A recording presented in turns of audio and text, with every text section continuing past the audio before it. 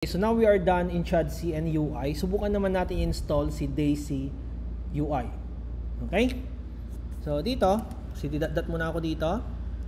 Stay assist lang to. So pili na lang kayo kung saan dito yung gusto nyong gamitin. Okay? Dito, punta ulit tayo kay Daisy UI. Daisy UI. Okay, that's it. Go to Docs, install. Okay, this is how you install Daisy UI. But first, you have to install Tailwind CSS. Okay? Before I forget, no? You need to install first your Node.js version or Node.js. Yan. So dito, you have to install the latest version. Ito, pwede na itong 24, but no. Ito pala, itong 22 yung i-install ninyo, the latest LTS version of Node.js. Ayan. And then, you have to check if yung Node.js nyo ba is nag-exist or not using Node-B, npm-b. Yan, yung dalawang yan. Okay? Next. Dito, under Daisy UI, you have, again, same process on how to install Tailwind CSS. Ayan, lagay natin dito. Paste. Lagay ako ng bago dito. Daisy UI. Okay, React pa din. TypeScript, sige, gamitin din natin si JS. Ayan. Yes, ayan, automatic na yan. Automatic na din magawa yan. Sin ko muna to. Balik tayo dito. Ayan. So, nag-run na siya. Tingnan yung port niya. 5174. Okay, ganun pa din naman. Okay. Then, install natin to. npm install Tailwind CSS.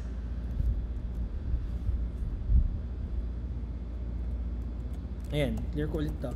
Mag-open lang kayo ng new terminal dito. Okay? Paste.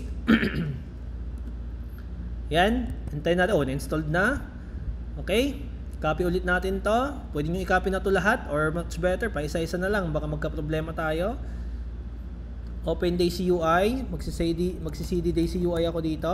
Since nandyan yung folder natin. Yung project natin. Ayan, i-clear ko muna. cd Daisy UI. Ay, no, cd dot pala. cd dot tapos cd Daisy UI. Ayan. Okay. So under vit.config.js, ayan, lagay mo si Tailwind, then ilagay mo ulit si Tailwind CSS function dito. Okay na, tapos na. Next, at import Tailwind CSS source.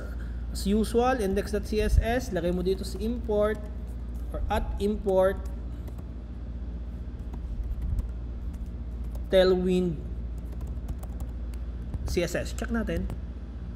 Wala siyang quotation. That's it.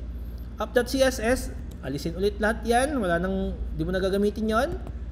Okay. Check ulit natin to. Copy natin. Open up the JSX file. Alisin mo na ito lahat. Ayan. So, dito, para mapabilis yung pag-develop ninyo using React, kailangan nyong i-install yung extension na, ano nga bang extension yan? ESLint or ESLint, tapos yung ES7.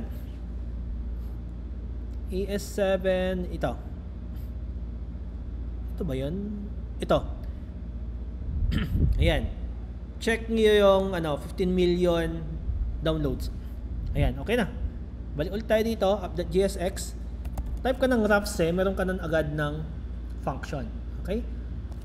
Ulitin ko, RAFCE, Rapse, meron ka na agad function. Ang papalitan mo na lang yung loob ng return. Ayan, so check natin.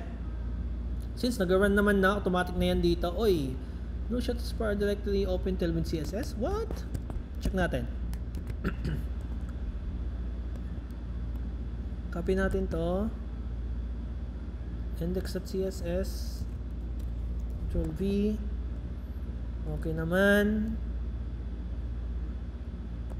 Okay. Maybe sa iba ko na-install itong ito.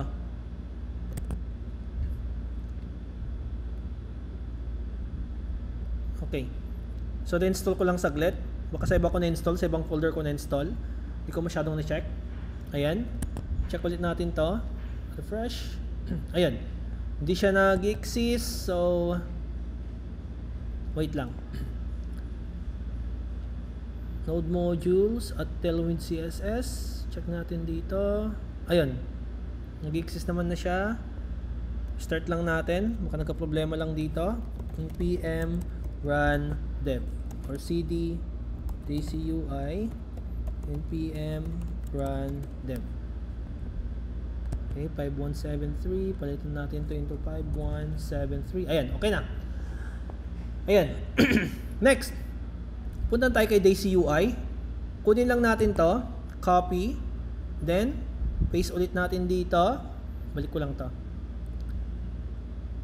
Enter. Enter. Then, ito yung pinakamadali lang. Actually, daisy.ui yung mas madaling i-set up kaysa kay shadcn. Okay na? Then, open natin si index.css. Then, paste it here. Okay? Okay na. Now, we will now try if gumagana na ba si daisy.ui o hindi. Punta lang tayo sa components dito. Ayan, let's say subukan natin si button. Button. Okay, dapat ganito yung buttons natin. GSX. Punta tayo kay GSX. Copy mo to. Then, i-paste mo lang siya dito. Maglagay tayo ng mag-wrap na div dito. Then, check natin dito. Ayan. So, working na si daisy.ui natin. Another one. Check natin si navigation bar or navbar. Okay, this is your navbar. This is your GSX. Pili tayo ng mas maayos dito. Let's say ito. Okay, navbar. Lagay natin dito. Okay, sir, gusto kong maging malinis ng konti yung separate yung navigation bar code ko. Pwede mong gawin 'yon. Gaya ng ginawa natin kanina kay shadcn. Create in navbar.tsx file here. Ano ba yan? tsx. Paste mo dito.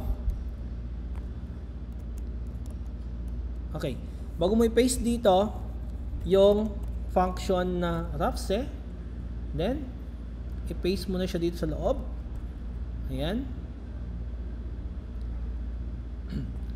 Ayun, bakit may tab index problem dito? Check natin. Okay. Ayan. Then, under app.gsx, call out natin si navbar. Navbar. Okay. Check natin si navbar. Ba't tsx pala yung napili ko dito? Not gsx. Anyway. Yeah. It should be gsx. Ano ba yan? Nalilito na ako pati dito. It should be gsx kasi js na yung ginamit natin. Okay. Ulitin natin, navbar. Tingnan natin, nakikita na niya agad. Then, punta tayo dito. Check. Ayan. Dito yung navbar natin. As simple as that. Okay? So, that's it. Yun lang.